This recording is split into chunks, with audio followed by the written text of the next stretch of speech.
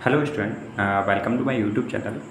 जैसा कि स्टूडेंट आप जानते हैं, हमने बीएमएस फर्स्ट ईयर का पदार्थ विज्ञान स्टार्ट किया था और उसके साथ साथ ही हमने क्रिया शारीर के चैप्टर्स को पढ़ना स्टार्ट किया है क्विक रिवीजन के थ्रू।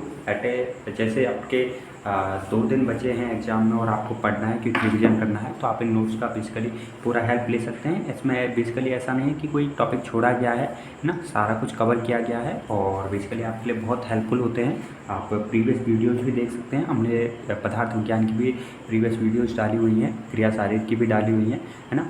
और इसी तरह हम अष्टांग की, चरक की सारी वीडियोज़ लाते रहेंगे, तो होपफुली आप चैनल को सब्सक्राइब कर लीजिए। चलते हैं अपने वीडियोज़ की तरफ, ठीक है। उपधातु, यहाँ पर क्रिया शारीर का चैप्टर नंबर 27 जो लास्ट चैप्टर है वो अपने पास हमने लिया है, उपधातु, ठीक है। क्या होती है उपधातु, कितने प्रकार की होती है और इसमें से जो इम्पोर्टेंट उपधातु है उनके बारे में हम पढ़ेंगे, ठीक है। तो चलिए स्टार्ट करते हैं बिना किसी देरी के। और हम हर एक चैप्टर को लगभग 10 to 15 मिनट में कवर करते हैं, ठीक है। हाईएस्ट 20 मिनट जाता है, इससे एक्स्ट्रा कोई भी चैप्टर नहीं जाता। बीएमएस में इतने ही चैप्टर है। हाँ, चरक में ज़्यादा जा सकता है, बट क्रिया शारीर पदार्थ इसमें इतनी ही टाइम लगना चाहिए, ठीक है। तो चलिए, चैप्टर है अपने पास 27 उपधातु, ठीक है, क्रिया शारीर का। आप इससे पहले बहुत सारी धातुओं के बारे में पढ़ चुके होंगे, जैसे कि मैं आपको नाम बताऊं, रस, रक्त, मांस, मेद, अस्थि, मज्जा, शुक्र, ये 7 धातुएं होती हैं। 7 धातुओं के बारे में आपने पढ़ा। उसके बाद टॉपिक आता है उपधातु, ठीक है। तो आपको सबसे पहले तो ये ध्यान रखना है कि वह द्रव्य जो धारण कर्म संपादित करता है, जो धारण करता है ना, उसको क्या बोलते हैं, धातु या फिर उपधातु, दोनों ही धारण करती हैं, ठीक है। धातु हो या उपधातु हो, दोनों ही क्या करते हैं, धारण करते हैं। तो ध्यान रखिए, जो केवल यहाँ पर जो ये वर्ड है ना, केवल, ये बेसिकली किसके लिए आता है, तो उपधातु के लिए आता है, जो केवल धारण कर्म संपादित करता है, ठीक है। अच्छा, आपको ऐसे नहीं समझ आएगा, आपको समझ आएगा जब आप धातु और उपधातु में अंतर देखेंगे। तो यहाँ पर बेसिकली मैं आपको 2 अंतर आपको बताता हूँ, ठीक है। धातु और उपधातु में बेसिकली मैं आपको 2 अंतर बताता हूँ, जिससे आपको समझ आ जाएगा कि बेसिकली उपधातु असल में है क्या, ठीक है। तो 2 अंतर की बात करते हैं धातु और उपधातु में। पहला अंतर, धातुओं से रिलेटेड पहला अंतर देखिएगा कि आधार व पोषण दोनों प्रदान करती है शरीर को कौन, धातु, ठीक है। Just wait a second. Yes, जो धातुएं होती हैं वो शरीर को आधार और पोषण दोनों प्रदान करते हैं। जैसे आपको पता है, रस होता है, रक्त होता है, मांस होता है, मेद होता है, ये सब क्या करते हैं, शरीर को आधार भी प्रदान करते हैं, शरीर को पोषण भी प्रदान करते हैं। उसी तरह यहाँ पर उपधातु की बात की जा रही है कि उपधातु केवल क्या प्रदान करती है, ओनली आधार प्रदान करती है, ये शरीर को पोषण नहीं देती है। उपधातु शरीर को पोषण नहीं देती है, ध्यान रखिएगा, ठीक है। चलिए, ये एक पॉइंट क्लियर है। सेकंड पॉइंट की बात करते हैं कि इनकी क्षय वृद्धि का प्रभाव आगे आने वाली धातुओं पर पड़ता है।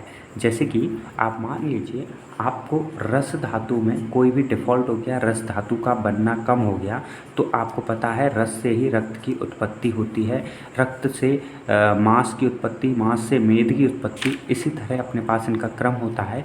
तो अगर आप ये छीड़ हो गई, ये धातु की उत्पत्ति नहीं हुई, तो आगे आने वाली वो धातु भी नहीं बनेगी। लेकिन यहाँ पर उपधातु में ऐसा कोई कुछ भी नहीं होता है। उपधातु में अगर एक उपधातु नहीं बन रही है तो उसका आगे आने वाली कोई भी धातु पर उसका क्रम ही नहीं होता है। पहले तो आप ये ध्यान रखिए कि उसका कोई क्रम नहीं होता है, जैसे यहाँ पर धातु का क्रम होता है, ठीक है। उसी तरह अपने पास यहाँ पर उपधातु का कोई क्रम नहीं होता है, ठीक है। तो कोई प्रभाव नहीं पड़ता आगे आने वाली धातु पर, चाहे क्षय हो चाहे वृद्धि, ठीक है। ये तो पॉइंट क्लियर है। सबसे पहले हमने बात की केवल धारण कर्म संपादित करती है उसको उपधातु बोलते हैं। धातु और उपधातु में हमने 2 अंतर देखे, ठीक है। अब देखिएगा, अब बात करते हैं कि उपधातु बनती कैसे है। जैसे आपने खाना खाया, आपसे खाने से पाचन क्रिया के थ्रू आपका क्या बनेगा, रस, रक्त ऐसे बनेगा। सबसे पहले रस बना, ठीक है। पाचन क्रिया, आहार क्रिया के फलस्वरूप जठराग्नि के फलस्वरूप अपने पास क्या बनेगा, रस बनेगा। इसी तरह अपने पास जब रस बनता है तो उसी का सह उत्पाद के रूप में अपने पास क्या बनती हैं, उपधातुएं बनती हैं। लिखा हुआ है कि धातु बनने की क्रिया में सह उत्पाद के रूप में क्या होती हैं, उत्पन्न होती है क्या, उपधातु, सह उत्पाद, ठीक है। इसका एक श्लोक है, टोटल कितने प्रकार की उपधातुएं हैं उसका एक श्लोक है, आपसे हो जाए तो बहुत अच्छी बात है, अदरवाइज आप यहाँ पर इनके नाम भी ध्यान रख सकते हैं ना, डायरेक्ट नाम भी ध्यान रख सकते हैं इनके। चलिए श्लोक है, रसात स्तन्य स्त्रिया रक्तम स्रतज कंडरा शिरा मासद्वा त्वचय सट्चय मेदस स्नायु संभव। ठीक है, एक बार फिर से कि रसात स्तन्य स्त्रिया रक्तम स्रज, रक्तम स्रज इसका मतलब बेसिकली रक्त और असृज, ये बेसिकली यहाँ पर अपने पास जो आर्तव होता है ना उसकी बेसिकली बात की जा रही है। ठीक है, कंडरा श्रा मासाद वशा है ना, ये मासाद वशा है ना, मास है प्लस वसा। ठीक है, मासाद वशा त्वचय सट्चय मेदस स्नायु संभव है। ओके, अब देखिए हिंदी में इनको क्या क्या बोला गया है। स्तन्य, स्तन्य, ठीक है, स्तन्य यानी कि माँ का दुग्ध। ठीक है, आर्तव, आर्तव आप जानते हैं, कंडरा और स्नायु टेंडन और लिगामेंट। ठीक है, टेंडन लिगामेंट। ठीक है, सिरा, सिरा वेन, वसा फैट और सट त्वचा, सट त्वचा के बारे में आगे बात की जाएगी। 6 प्रकार की त्वचा होती है। ठीक है, चरक अनुसार होती है ये 6 प्रकार की त्वचा। इसके अलावा कुछ अन्य उपधातुएं भी बताई गई हैं, जैसे कि संधि होता है, श्वेत, दंत, केश, रोम और ओज, ये भी कुछ उपधातुएं हैं। नाम बस नॉर्मली फॉर्मेलिटी के लिए ध्यान रखिएगा। ठीक है, यहाँ पर एक नोट है कि आपको ये अच्छे से ध्यान रखना है कि अस्थि, मज्जा और शुक्र जो लास्ट की 3 धातुएं हैं, धातु बोल रहा हूँ मैं। ठीक है, धातु और उपधातु में वर्ड में अच्छे से डिफरेंस करना सीख लीजिए कि धातु क्या है, उपधातु क्या है। तो रस, रक्त, मांस, मेद, अस्थि, मज्जा, शुक्र, तो जो ये लास्ट की 3 धातुएं होती हैं 5, 6, 7, इनकी जो भोजन की क्रिया से उपधातु की उत्पत्ति नहीं होती है। यानी कि जब हमने कहा था कि यहाँ पर धातु जब बनती हैं तो उनके सहोत्पाद के रूप में अपने पास उपधातुएं उत्पन्न होती हैं, लेकिन जब अस्थि, मज्जा और शुक्र बनते हैं तो उनकी पाक क्रिया से, यानी कि जब वो बनते हैं तो उनकी पाक क्रिया यानी कि जो जठर से बनते हैं, जो है ना भोजन जब ग्रहण करते हैं तो उसकी जठराग्नि होती है, उसके फलस्वरूप जब अपने पास ये चीज़ें बनती हैं, ये धातु बनती हैं, तो उसके फलस्वरूप जो उपधातु की उत्पत्ति नहीं होती है ना। बाकी सब धातुओं से अपने पास क्या होती है, उपधातु की उत्पत्ति होती है, वो धातुएं जब बनती हैं, लेकिन इसके फलस्वरूप कोई धातु की उत्पत्ति नहीं होती है।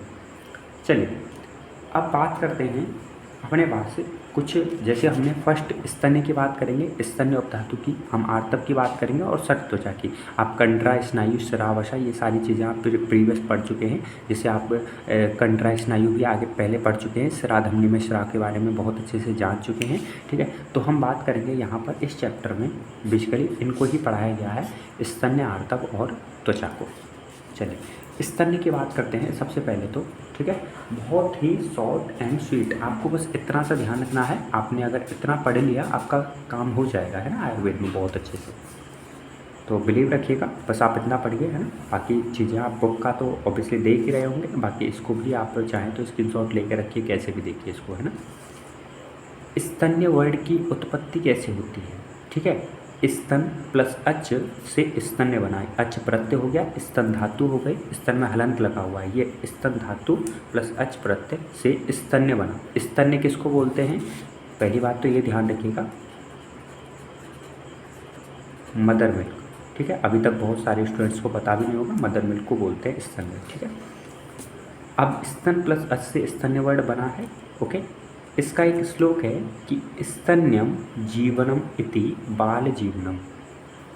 संधि विकसित करने पर थोड़ा सा आपको फील आ रहा होगा कि स्तन्यम जीवनम इति बाल जीवितम, अर्थात जो स्तनों से निकलने वाला जो द्रव्य होता है, स्तन्यम जीवनम इति, वो अपने पास जीवन प्रदान करता है, शिशु का वो जीवन है, बाल जीवनम, यानी कि बालक जो होता है, शिशु होता है, उसका वो जीवन होता है, और वही क्या कहलाता है, स्तन्य कहलाता है।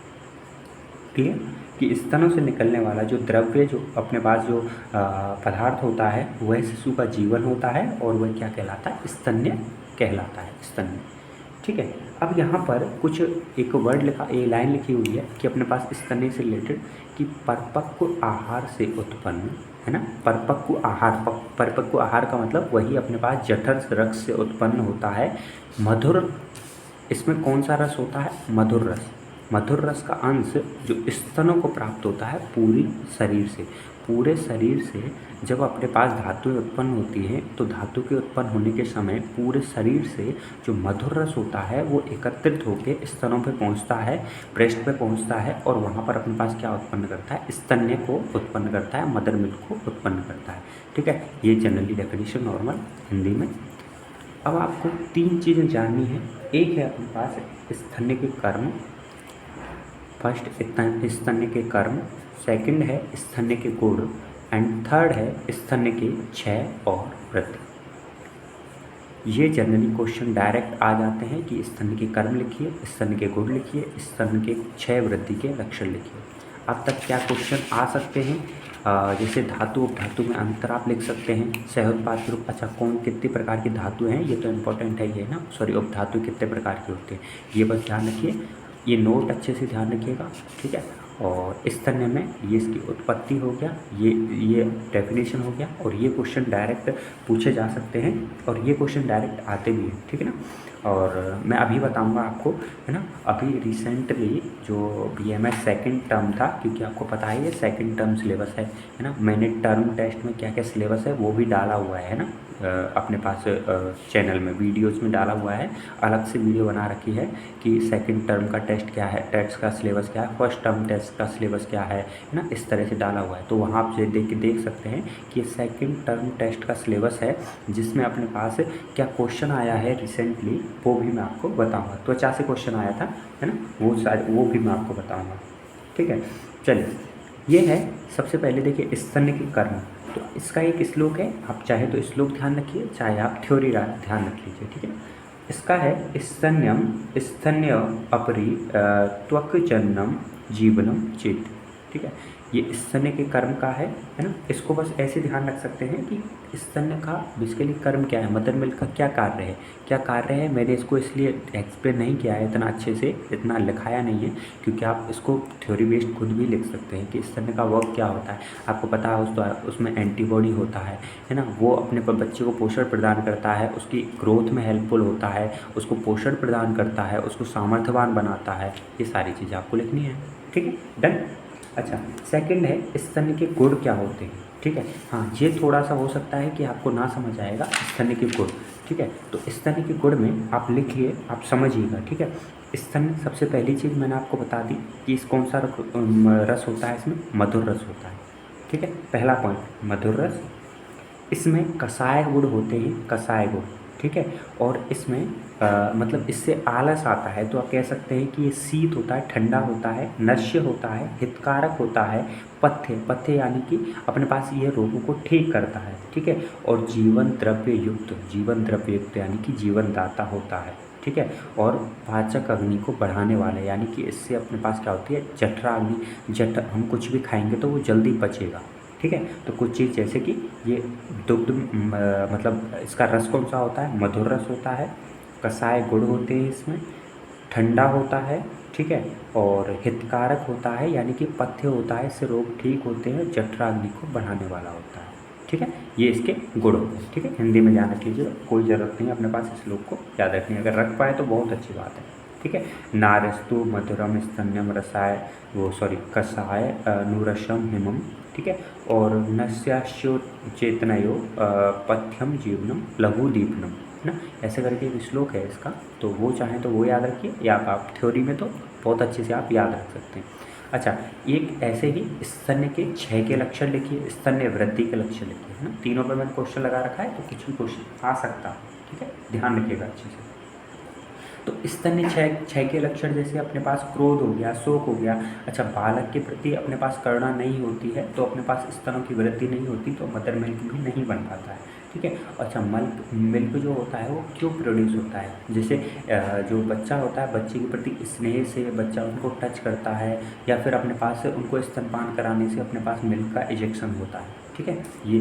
और वृद्धि के लक्षण क्या होते हैं, वृद्धि से अपने पास क्या होती है, स्थूलता आती है, बार बार दुग्ध प्रवृत्ति आता है, और उसमें पीड़ा होती है। ठीक है, ये स्तन वृद्धि के लक्षण होते हैं।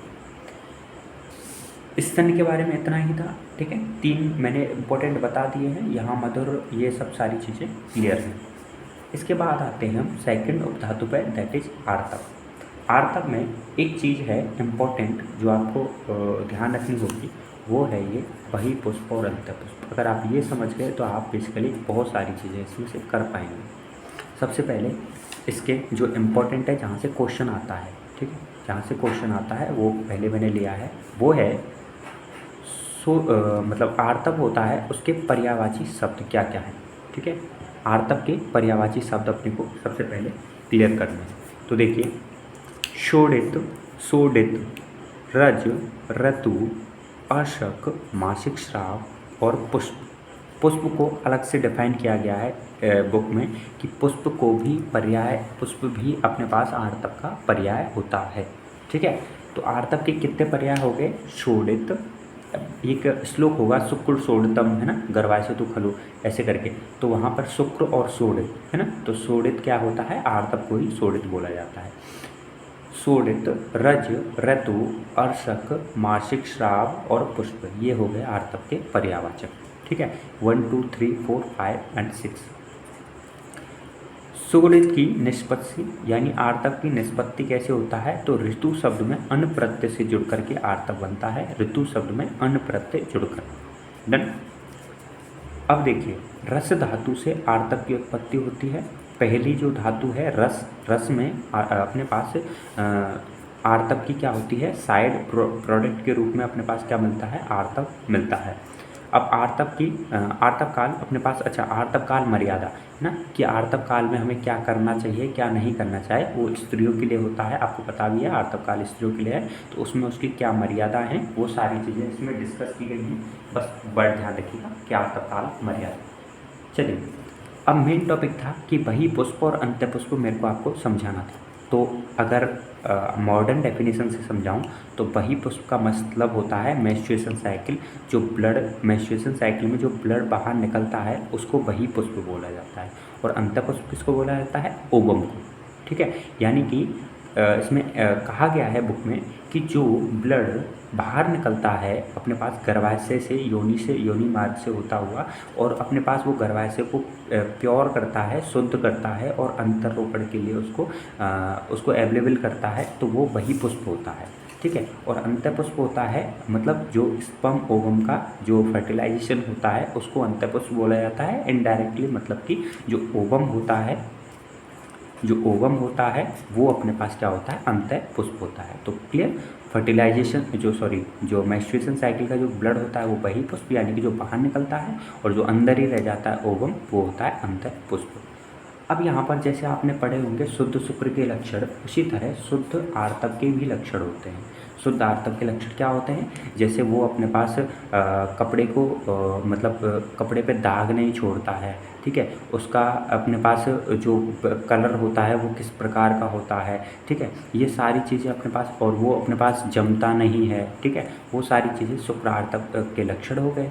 अब आर्तक और क्षय वृद्धि के लक्षण, जैसे आपने कि अपने भाई यहाँ पे पढ़ा है स्तन क्षय वृद्धि के लक्षण, उसी तरह आर्तक क्षय वृद्धि के लक्षण, और अपने पास ये सारे ये क्वेश्चन डायरेक्ट आते हैं, ठीक, ये क्वेश्चन ये डायरेक्ट आते हैं, इनमें बस लाइन लिखी होती है कि शुद्ध आर्तक के लक्षण लिखिए, शुद्ध आर्तक क्षय के लक्षण लिखिए, आर्तक वृद्धि के लक्षण लिखिए, ऐसे डायरेक्ट क्वेश्चन आते हैं, ठीक है। तो ये बेसिकली ये क्या होता है? आर्तक क्षय, आर्तक वृद्धि, ये आप बुक से आराम से देख सकते हैं। बस मैं इतना सा, ऐसा नहीं मैंने आपको सब कुछ छोड़ा हुआ है, इसको भी नहीं छोड़ रहा मैं, है ना, बस आप ये नॉर्मली आप पे ऐसा है कि ये थ्योरी बेस्ड होता है ना। आर्तक क्षय से क्या होगा?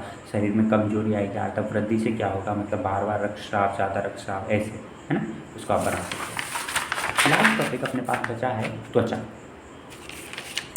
जो क्वेश्चन आया हुआ था, मैं आपको सबसे पहले वो रिसेंट क्वेश्चन बता देता हूँ। वो क्वेश्चन ये था कि सप्त जो त्वचा होती है उसका नाम क्या होता है? तो उसका नाम होता है मांसधरा। देखिए अब समझ में आएगा कैसे। सप्त त्वचा का नाम लिखिए, मांसधरा आंसर था उसका, बस 2 नंबर आपको मिल जाते हैं। त्वचा नेक्स्ट अपने पास उपधातु है। चरक अनुसार षट त्वचा हैं। चरक ने उनको षट त्वक बोला गया है, यानी कि 6 प्रकार की त्वचा है, और सुश्रुत ने उनको सप्त त्वचा बोला है। चरक अनुसार उनके नाम क्या हैं?